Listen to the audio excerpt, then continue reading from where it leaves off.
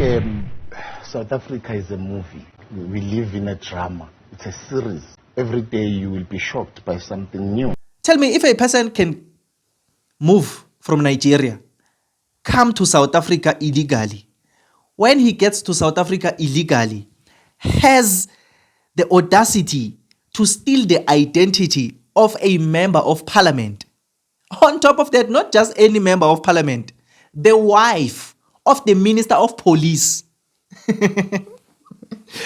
Steal her identity, marry to that person's identity. I don't know how they steal these things, because this man is a man, but they're saying he stole a woman's identity. So I guess he married himself to this Mrs. Mchunu, or these other ones they are mentioning there on the clip.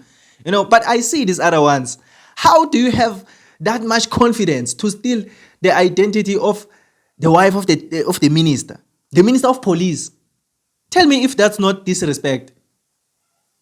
I mean, that's the highest level of disrespect. It just simply means he thought, South Africa is just a banana republic. They won't do anything to me. The things that happen here in this country, South Africa.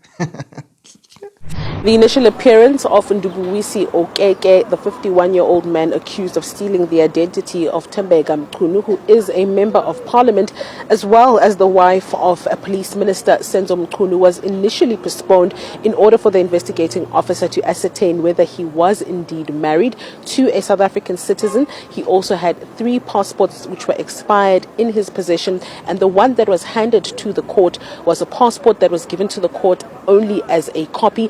And so the investigating officer had to find out whether that particular passport, which was the only one that was valid, which expires in 2035, was indeed a proper passport.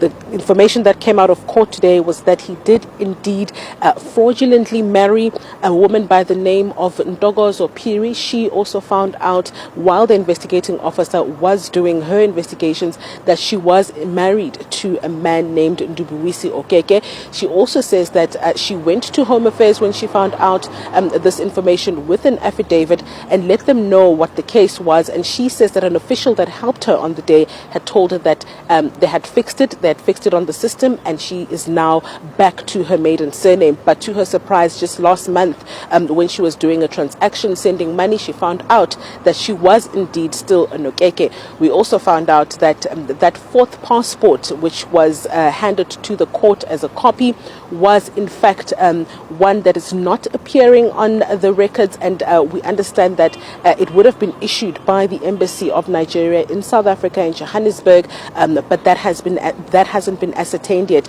Okeke initially came into the country on the 21st of February in 2009, but his marriage to Phiri took place on the 18th of March in 2009. This means that he got married just 3 days after his visitor's visa was expired, and this is what raised questions. His bail has now been denied, and there will be further investigations regarding further charges that will be added by the Department of Home Affairs, and possibly the other woman in this case, Ntokozo Phiri, who has been defrauded and is now unfortunately married to Okeke without her knowledge. We understand that this matter will now be postponed to the 7th of August for those further investigations to take place and for more charges to be added. We've been speaking about this issue of identity theft here in South Africa. Illegal foreigners come to our country and steal our identities.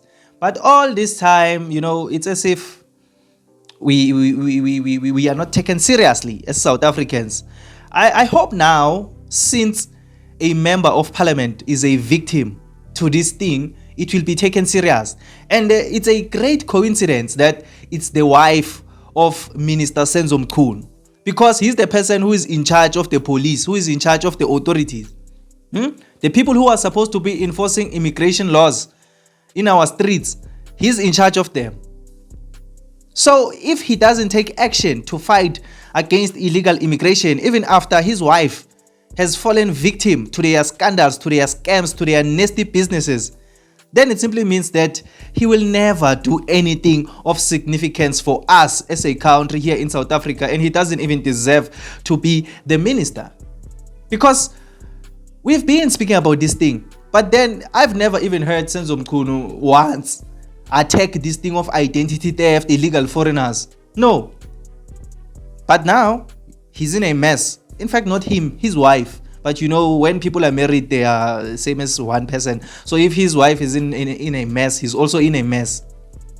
But if he was out there in the streets doing his job, making sure that he deploys police to fight illegal foreigners, to fight illegal immigration, to check documents, to deport, to do all those things, his wife wouldn't have fallen victim to these illegal foreigners. This, you know, I don't know how to pronounce these people's names. I'm sorry. Okeke, yeah, the same name is simple. Just say Mr. Okeke. This Mr. Okeke, I don't know whether he's a Nigerian, but the same name sounds Nigerian. Even the way he looks, if you can look at the clip there, he looks Nigerian. So I guess he's a Nigerian. Okeke. So this man disrespects our country that much to a level where he's now even scamming a member of parliament, stealing the identity of a member of parliament. You know, that is why I always say, you see the way we tolerate illegal foreigners here in South Africa. These people will end up disrespecting our country up to a level that we will never, ever understand. They will be here in South Africa acting as if this country is not ours as South Africans and it's their country. And we are the ones who will allow them to get to that point. Because we tolerate them. Tell me, if a person can move from Nigeria, come to South Africa illegally, when he gets to South Africa illegally, has the audacity to steal the identity of a member of parliament. On top of that, not just any member of parliament, the wife of the Minister of Police.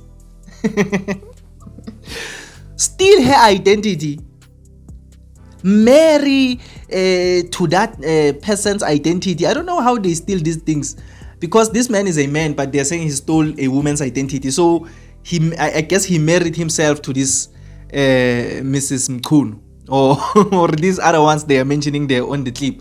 You know, but I see these other ones.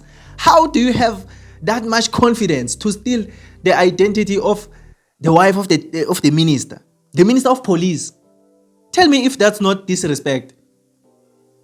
I mean, that's the highest level of disrespect. It just simply means he thought, you know, South Africa is just a banana republic. They won't do anything to me. The things that happen here in this country, South Africa. But you know, I'm just happy because this thing doesn't just affect us as the citizens only.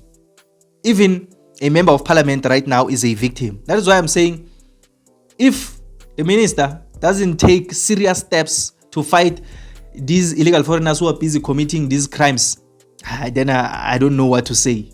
Even when something has affected him inside the house, his home, and then he will just continue behaving the way he's been behaving. You know, his police, the only thing that they do, they fight against South Africans. When South Africans are out there fighting against illegal foreigners, his police officers come and fight against South Africans. That's what they do. They don't back us up.